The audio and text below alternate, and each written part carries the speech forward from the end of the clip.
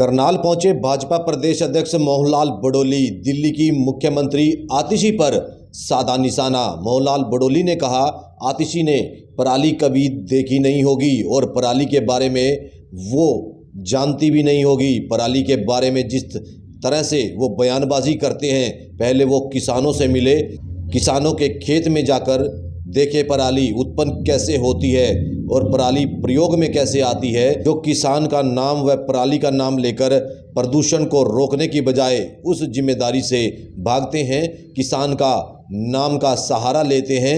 आज हमारा देश का किसान बहुत जागरूक हुआ है। उन्होंने कहा, हमारे देश का किसान देश प्रेमी और पर्यावरण प्रेमी है। हरियाणा में किसानों को पराली प्रबंधन के लिए काफ़ी यंत्र मुहैया कराए हुए हैं। करनाल से MS निर्मल की रिपोर्ट। कांग्रेस पार्टी इतनी कमज़ोर हो चुकी है कि उसके विषय में सोचना ही राजनीतिक विश्लेषण करने वाले लोग और पत्रकार साथी भी बार बार ये प्रश्न करते हैं।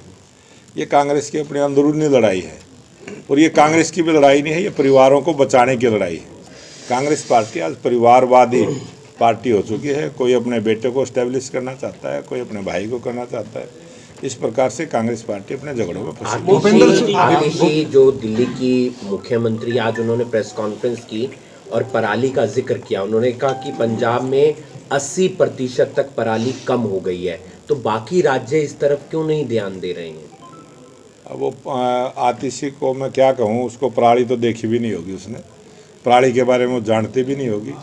और पराली के बारे में जिस प्रकार की वो बयानबाजी करते हैं, पहले वो किसान से मिलें, किसान के खेत में देखें पराली उत्पन्न कैसे होती है और पराली प्रयोग में कैसे आती है।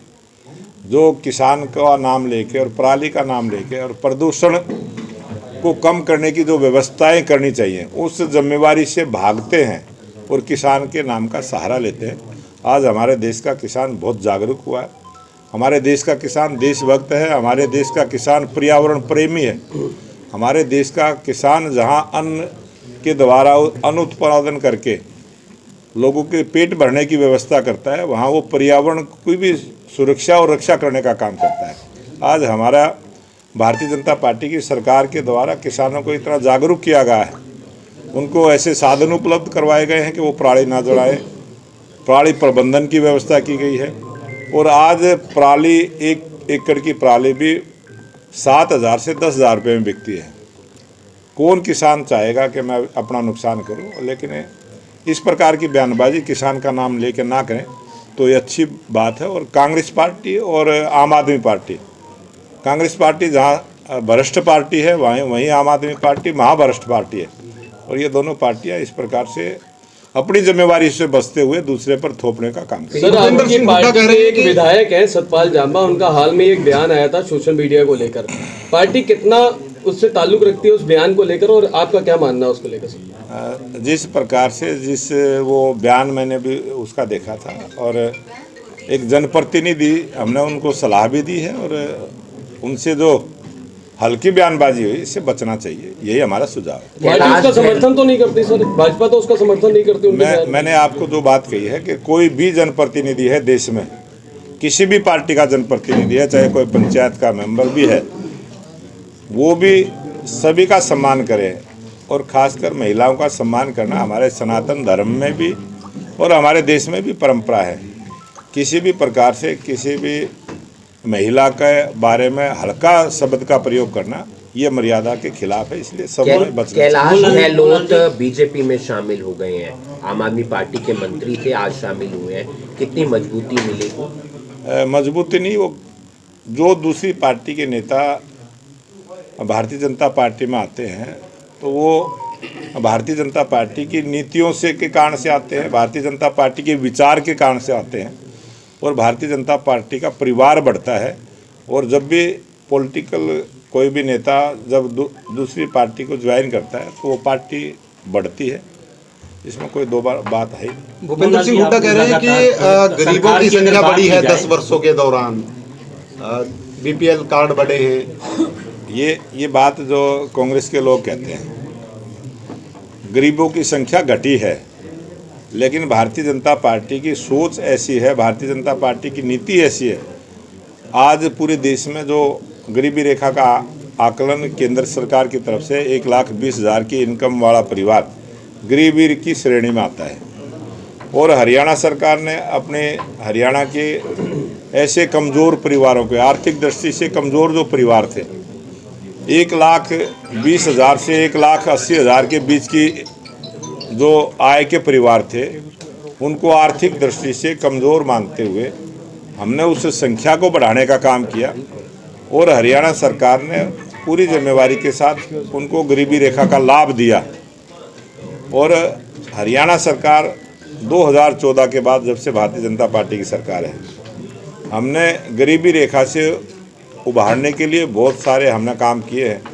जिन युवाओं को हमने रोज़गार देने का काम किया, ऐसे गरीब परिवारों को रोज़गार देते हुए गरीबी रेखा से ऊपर उठाने का काम किया है। हमने 1 लाख से नीचे की इनकम के तमाम ऐसे बेरोज़गार युवकों को, जिनको रोज़गार की ज़रूरत थी, HKRN के माध्यम से उनको रोज़गार देने का काम किया है। और जिसको सरकारी रोज़गार मिला है वो गरीबी रेखा से ऊपर उठा है। और भारतीय जनता पार्टी की सरकार ने बहुत सारे ऐसे गरीब परिवारों को गरीबी रेखा से ऊपर उठाने का काम किया है।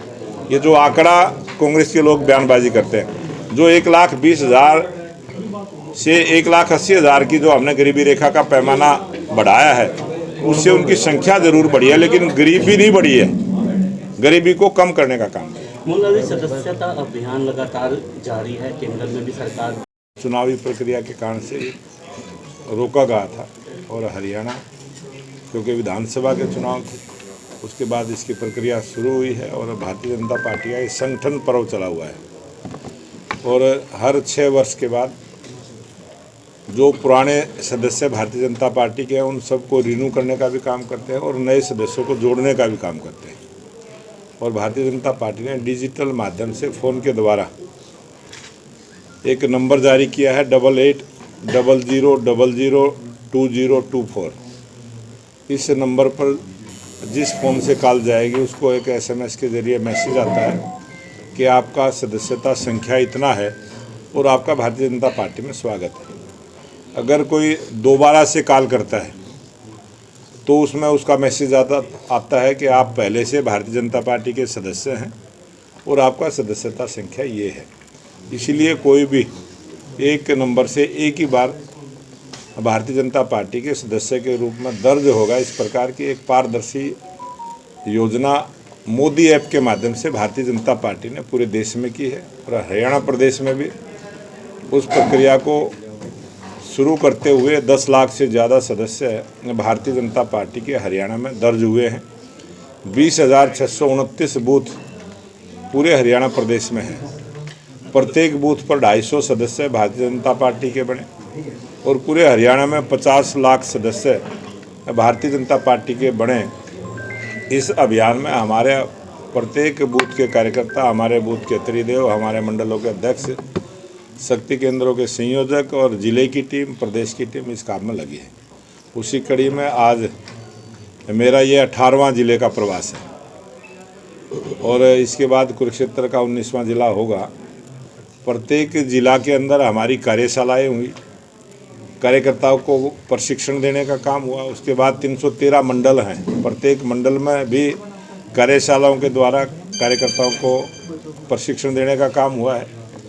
और अब ये जिला वाइज बैठ के करते हुए उसकी एक समीक्षा बैठक, जिन कार्यकर्ताओं ने प्रशिक्षण लिया था वो उस काम में लगे हैं और इसीलिए 10 लाख से ज़्यादा सदस्य बने हैं। इस काम को और गति से करने के लिए आज मैं करनाल आया हूं और भारतीय जनता पार्टी मजबूती के साथ हरियाणा प्रदेश में जिस प्रकार से तीसरी बार भारतीय जनता पार्टी की सरकार बनी, इसी प्रकार से लगातार भारतीय जनता पार्टी देश में और प्रदेश में सेवा ही संगठन का जो हमारा मूल मंत्र है उस पर चलते हुए हम जनता की सेवा करने का काम करेंगे और देश में नए विकास के जिस प्रकार की भी जो भी आवश्यकता है उन सब को पूरा करते हुए विकसित भारत का जो संकल्प हमारे देश के लोकप्रिय प्रधानमंत्री नरेंद्र मोदी जी ने लिया, उस संकल्प को पूरा करेंगे और भारतीय जनता पार्टी के तमाम कार्यकर्ता इस काम में लगेंगे।